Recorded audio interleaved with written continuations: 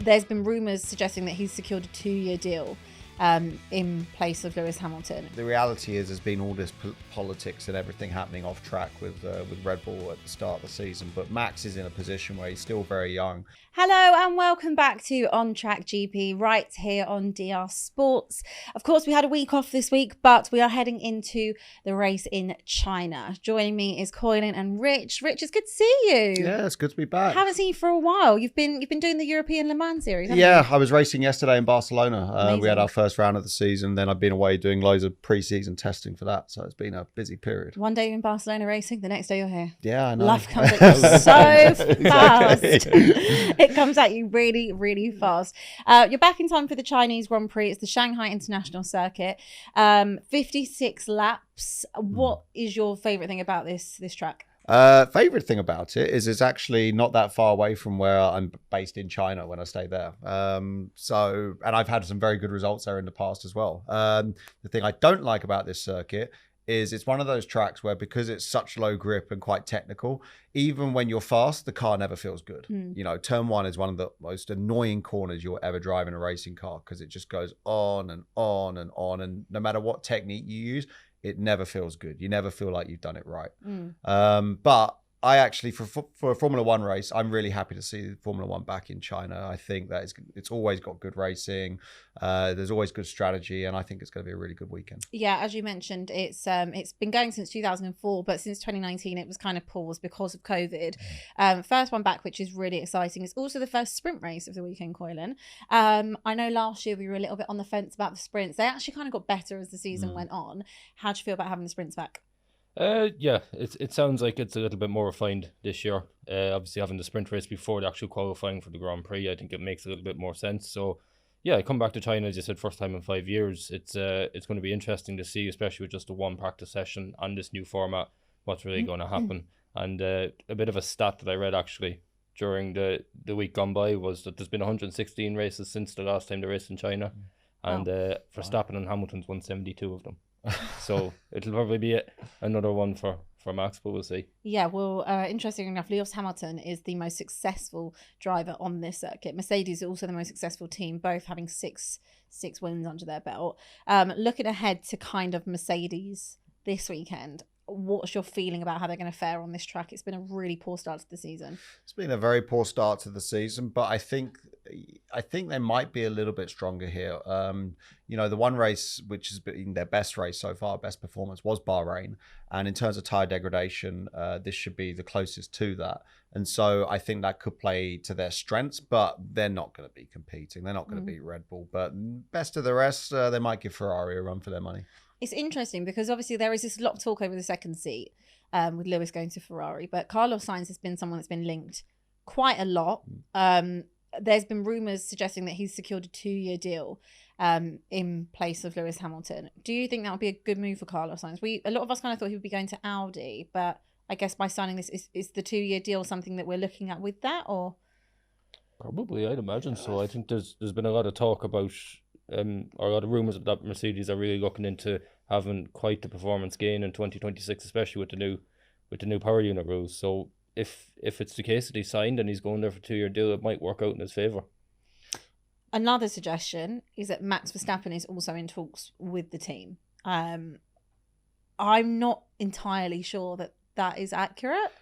Would you leave Red Bull, the best car on the grid, by a pretty good mile, to join a flailing Mercedes? Yeah, I kind of agree with that. I think these rumours are a little bit far wide of the mark. I mean, the reality is there's been all this politics and everything happening off track with Red Bull at the start of the season, but Max is in a position where he's still very young, and I expect he still has some goals that he wants to accomplish, getting more championships.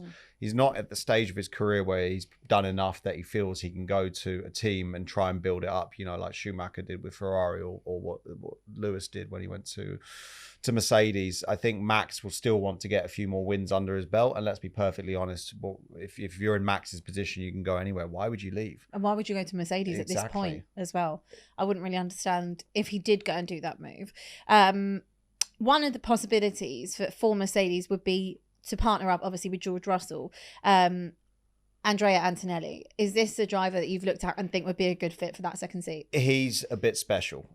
You know, if you actually go back and look at his junior CV, he's won everything. And also so far, we've all been talking about Ollie Behrman, but if we're looking at F2 this year and having worked in Formula 2 and know enough people working in that, it's one of the hardest categories to get used to because it's completely unique to everything else. So for him to come and skip Formula 3, jump straight into Formula 2, and be outperforming Ollie Behrman and scoring points, it's quite remarkable what he's already doing. However, to be ready for Formula 1 and the pressure of Mercedes ride next year, I think that's a little bit naive. And to be honest, I was thinking about this over the weekend, and you know, if I was Mercedes, one option that could be really, really good is why not have a look at someone like Nico Hülkenberg?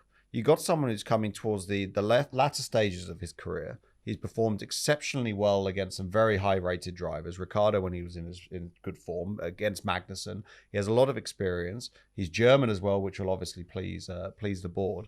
And then you could use him as a stopgap whilst you get Antonelli ready to then take over that seat in 2026. Yeah, I see your logic. Yeah, I see your logic in that. What's your kind of thoughts on the situation at Mercedes Coilen? Yeah, thinking about what Richard said, that'd be a really good shout, I think. Hülkenberg was obviously, he was actually in the running for the Mercedes drive years ago. He was the second candidate had Lewis Hamilton not signed. Of course, he did sign. We know how that went for him.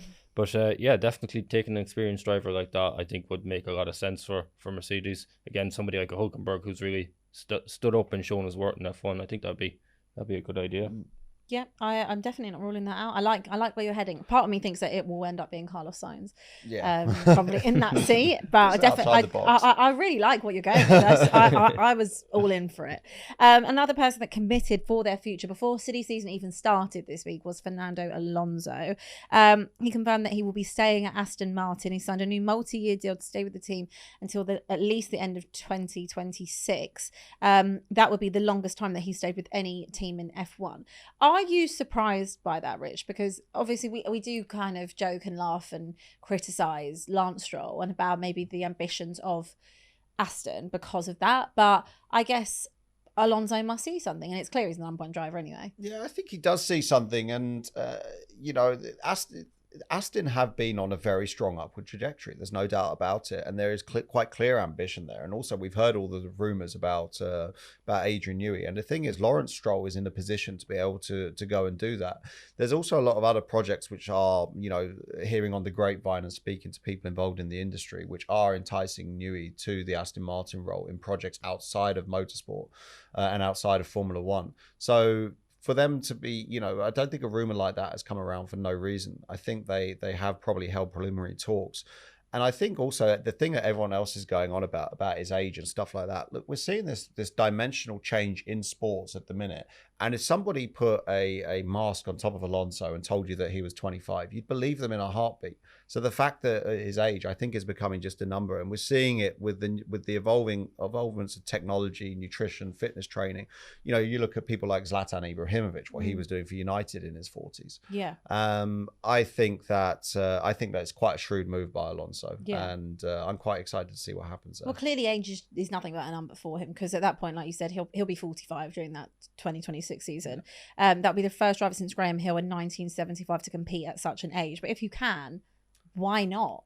Go as long as you can. Make as much money as you want. Compete for as long as you want. I mean, Lewis has gone and got this bumper deal at Ferrari, right? But in the last few years, if you ignore what Lewis actually did at Mercedes, you would actually argue that Fernando is performing higher than him. Yeah, I think that's a completely fair point. And if you were just coming into the sport now and looking at Lewis and just you think, really? Like, he's won what? He's won all of these things. But we'll see. We'll see what happens with Lewis, won't we, when he heads over. One thing that's interesting about this Alonso situation is that he will be at the team when Honda and the power unit switch. He was previously quite critical of the manufacturer over the reliability, the poor performance. So do you think that that's something that's just going to be water under the bridge when we're going to forget about it? Or it's a big ask for Honda. Well, I mean, it worked, didn't it? Because Honda were the infamous GP2 engine, and then they went on to win a few world championships. So, you know, I think the beast will be a very different one now than it was when Fernando worked with them in the past. So I think there'll be no problem with that relationship. Okay. Some other news this week: Charles Leclerc, and he's launched an ice cream. Something you don't say every day. He's launched a new low-calorie ice cream called He's launched the brand alongside Nicholas Todd, Guido Martinelli, and Federico Graham. It's going to be distributed across Italy through 5 different stores. And he said he's been inspired to launch his own brand due to his love for ice cream, but feeling guilty when eating ice cream, as it's much more common than we thought. It's got 5 flavors. The tub contains between 335 to 399 calories per tub, so it's not bad for a tub of ice cream. Things you didn't think you'd hear in 2024, not right? That wasn't on my bingo card. Definitely wasn't. Would you be interested if you went to Italy in having a tub of Lec? I mean, I'm a big ice cream fan. Who isn't a fan of ice cream? I actually don't really like ice cream. I've never enjoyed the big tubs. I'd have like a nice pop or maybe a 99 or something. Yeah, I'd get full. So I'm really not an ice cream person. I'm the odd one out for being the only one who really likes ice cream here. I have to be on holiday and I have to be boiling. Like it's just not something I rate. Like I drive. That is very strange. Fun fact for you though, there used to actually be an F1 manufacturer called Lec in the 70s. I drove one of their cars a couple of weeks ago. Was it? Did it look like an ice cream? It could look pretty similar if I'm perfectly honest. There's a reason that car wasn't very successful. It's got a flake coming out. If you guys could create anything, your own brand of something, what would you create? Oh wow, that's a good one. It's got to be beer. Beer, absolutely. What would you call it? Oh, I don't know. You put me on the spot here, Abby. We Sorry. didn't talk about this. Bradley's Brew. Bradley's Brew. Nice. That's not a bad start. That's quite good actually. I like that. Colin, what do you reckon? What would you go for? I have no idea. Absolutely no idea. I'd have to think longer on that one. All right, let us know and get back to us. Also, this week, the 2025 F1 calendar was released. It was released on Friday, replicating this season's with a 24-round calendar. It's going to see the return of the Australian Grand Prix as the season opener next year. China and Japan will be 2 and 3. So what's kind of smart about this is that we're starting over there and we're working our way, I guess, towards this side of the world, rather than just darting everywhere, because it must be a lot of aggravation and extra stress on the drivers as well to be going from Bahrain to there to there to there. Like, at least it's in a pattern. Yeah, it's and just for everybody as well. And also the other thing is, like, we're trying to go to some pretty extreme lengths in motorsport now to reduce our carbon footprint. I mean, speaking of the race that I did at the weekend, we don't have tire warmers anymore in sports car racing, which has made life infinitely difficult for the drivers. But we're doing it in the name of trying to save emissions and stuff. But then you look at the Formula One schedule and they're here, there and everywhere, and you think what they're doing and everything. And so I think, to have a slightly more logical approach is good. Plus, I'm a huge fan of the season opener in Melbourne. It feels like a bit of a festival. I'm open. As a fan, it feels right to have the season opener there. Yeah, I love that. Also, like, kind of peak summer as well, coming into towards the end of summer in Australia as well. So that'll be nice. Then it'll be followed by Bahrain and Saudi, so the Middle Eastern countries. Japan will be after China, so it'll be China, Japan, Bahrain, Saudi, and then we'll move over to Europe with Imola, Monaco, Spain as a triple header. Then it'll be Vegas, Qatar, Abu Dhabi throughout November and December. That'll be the final 3 races. So it's kind of giving that wow factor towards the end of the season, and of course finishing again in the Middle East. The Hungarian Grand Prix will now become the final round before the summer break, and a total of 3 triple header and 5 double header weekends throughout the 2025 season. So it's a jam-packed calendar, but I think they've put a bit more sense into it, haven't they? There's a bit more sense into it, but the thing that gets me, and it's the same for the end of this season, I know a lot of drivers were talking about it, was the fact that they have Las Vegas, Qatar, Abu Dhabi as a triple header. Now last year, we remember Las Vegas and then it was Abu Dhabi for the final 2 rounds. And a lot of people were saying by the time everybody got from the US to Abu Dhabi, everybody was shattered before the final round even got underway. So I know there's a bit of a concern about having a triple header at the end of the calendar when everybody's already insanely tired from the season. For sure. I think it'd be interesting to see. A lot of jet lag as well.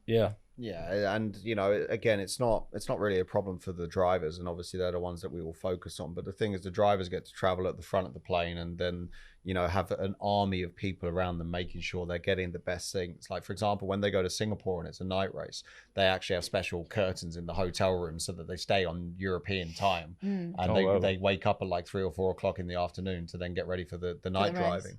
But it's for the mechanics and people like that. They're flying in economy class, and then as soon as they get off, they have to work. And And they're so integral and important exactly. in a race. One thing goes wrong, and then your whole race is bolt done. not done up properly. Exactly. It's incredibly tough for them, and I think that's the concern for me. As I said, the drivers can kind of suck it up and deal with it, but the mechanics, I think they deserve a special shout out for that. 100%. Shouldn't be putting them in economy. With how much these teams make. I don't think there's a plane big enough to take a whole team in business. If I'm honest, there's so many people in a Formula One. A whole team row, nowadays. maybe, of economy. A whole. Right, let's look ahead to the weekend. RB have confirmed that it will supply Danny Rick with a new chassis as the Australian looks to bounce back from a very underwhelming start to the season. He's had a lot of struggles, hasn't he? Already, Danny Rick. How many races do you think he's got left? He's gone after Miami. Do you think 100%. As soon as we go to Europe, he's gone after Miami. I mean, it's just, and this is obviously I wasn't here last week, but that crash that happened at Suzuka, and I did a lot of my racing in my junior years was in Japan, and then I did Super Formula and Super GT there, so I've raced at Suzuka loads of times, and that crash was so. It was almost like a complete lapse of concentration. Like, at that point, if you've come out of that first corner, you've got, you're going to have cars in your blind spot. And there's a huge blind spot in a Formula One car, any racing car, to be honest. And if there's a car on your outside there, it doesn't really matter what happens because you're not going to be able to overtake the car in front. So to swing across into Albon like he did, it was an amateur mistake that you'd expect a Formula 4 driver to make. So I was really surprised by that, and you've seen nothing at the minute which is convincing you that he deserves to stay in that seat over Liam Lawson. Yeah. So yeah, I think they'll get China out of the way, they'll get Miami out of the way, and then they'll reset for the European leg of the season, and I think you'll see Lawson in the car then. I think that's probably a good shout. I think he's been kind of on borrowed time for a while now, Yeah. despite maybe what they're saying internally, or what they're putting out, to the press. Yeah. Ferrari team principal Fred Vasseur has said Ferrari might have a better opportunity this weekend to get closer to the Red Bull. Temperatures are expected to be cooler, which I guess would help the Ferrari. Do you fancy Ferrari this weekend? Yeah, I agree with Vasseur. I think they'll definitely be closer. I think a lot of the reason why they struggled in Japan initially is because it was so warm. Even the team said it themselves over the weekend. They didn't necessarily expect it to be that warm, and then they struggled a little bit. So, yeah, I think they'll be closer. Will they challenge them? Possibly, given that you could almost say it's a new circuit. They haven't been there in 5 years. But realistically, I think they'll be probably second best team like we've seen in most cases this year so far. This is an interesting comment from Toto Wolff, who said he believes Mercedes can recover throughout the season to be fighting Ferrari and McLaren for the top three. He mentioned last year how Ferrari's poor start to the season kind of affected them, but then obviously they recovered and ended up being the second best team by the end. Do you see that happening with Mercedes this year? I mean, this is the thing. A Formula One season is so long now that there's plenty of evidence to suggest that it could. Prime case being McLaren last year. We don't know what happens if you get the upgrades. Exactly, and they're going to keep coming and coming. So honestly, you can't actually predict what's going to happen in advance of like 5 more races. No, you so can't. He could be completely right. We just don't know. It's down to the designers and what they're coming up with. Yeah, for sure, and how well those, I guess, the drivers take to it. Yeah, we need to start seeing some good performances and positivity. The only thing with Mercedes, though, I've noticed in last year. So you remember in Silverstone when they brought the upgrades, I said, "Oh yes, this is going to, half a second or whatever." They were worse. Yeah, and it seems to be a common trend with Mercedes lately with the upgrades. From a Mercedes point of view, they'll hope that definitely doesn't happen. Happen. A few concerns where the drivers are. Carlos Sainz has spoken about how numerous F1 drivers criticise the FIA and F1's decision to return to China as a sprint race. He said the main concern was the preparation of the new cars with only one practice session and how the bumps could affect the cars and the plank wear. Hamilton and Leclerc were disqualified for this at the US Grand Prix for the sprint weekend last season. They said it's not a good choice to sprint after 5 years absence for the circuit. Do you agree with what he's saying there? I agree with what Max said. And what Max said was that it's not the smartest idea. Yeah. I think that's a lot better way to put it. The other criticisms is completely over the top. After you do one run on a practice session, you get all your plank wear numbers from that. So the engineers can easily calculate. And then if they want to take the risk, they can take the risk. Okay, a couple of people got excluded, but not everyone else did. So it's not like it was a complete dramatic shift that led to them getting excluded. Is that making excuses before the race has even begun? I don't believe so. I think it's just, Formula One drivers and racing drivers in general, and I put myself in this category, we have a wonderful habit of complaining about everything. It's the old age story, right? It's that when everybody wanted better racing in Formula One, Pirelli bought high degradation tires. We had 8 winners in 8 races or something like that, and everybody complained that the tires had too much degradation. And then they made the tires last longer, and then we had dominance, and then everybody said, "Oh, the racing is too boring now." It's like, what do you want? You can't win. Well, there was No, like you constant can't back and win. forth with the tires for about 5 years. Yeah, I think that Max's responsive is not the smartest thing to do, is the best way to put it. But at the end of the day, the Grand Prix is a sellout, and it has been a sellout for a long, long time. And it's something that the fans are looking forward to. And at the end of the day, Formula One is a show. And I think that it's neither here nor there having the race there. With regards to the bumps, the circuit has been completely resurfaced, and Shanghai used to have a habit of getting bumps because it was actually built on a swamp. So where they have the bridges going over the straight, the shade actually caused these huge depressions in the tarmac, and you could really notice them. Giovinazzi had a crash there a couple of years ago because of this. But because it's been resurfaced and everything, and they say the circuit hasn't been used. Yes, it hasn't been used for racing, but there's been plenty of testing going on there with other categories. I don't think there's going to be any issues. I think it's just everybody preempting the worst. Okay. And before we wrap, just want to get your predictions for the weekend. Give me your sprint winner, both of you, and also your top 3. Max. Max. Yeah, it's Super just, yeah. I mean, but then to be honest, the other thing that can happen with China as well, which could be very interesting, it does rain there at this time of year. So rain could be a possibility. And we love it when it rains. Yeah, we have had a bit of, we have had wet races there in the past. But yeah, you'd be naive not to go for Max. And also Perez, obviously in good form lately. So yeah, 1-2 Red Bull, and then I would say Leclerc. Okay, interesting. I think last weekend we did predictions. I said Sainz. I think I'm going to stick with Sainz because for P3, obviously Verstappen and Perez 1-2. I'd say Sainz P3 because I think he's just doing a much better job at the minute. Well, it's obvious that he's been, and I don't know if Leclerc is going to be able to bounce back and challenge him. Maybe later on in the season, but now not so much. So. Okay, I can't remember what I put. I think I did a Red Bull and then a double stack Ferrari, I think. Something like that. I think I did that. And I will stick with what I've got. Yeah. I'm going to stick with it. If that's what I did have. If not, that is what I'm having. Of course, we'll be back to dissect everything that happens in China next week. Thank you, Rich. Thank you, Koylan. Don't forget, please make sure to like and subscribe right here on Track GP. Make sure you like this video as well. And we are here on DR Sports every week. So we'll see you soon.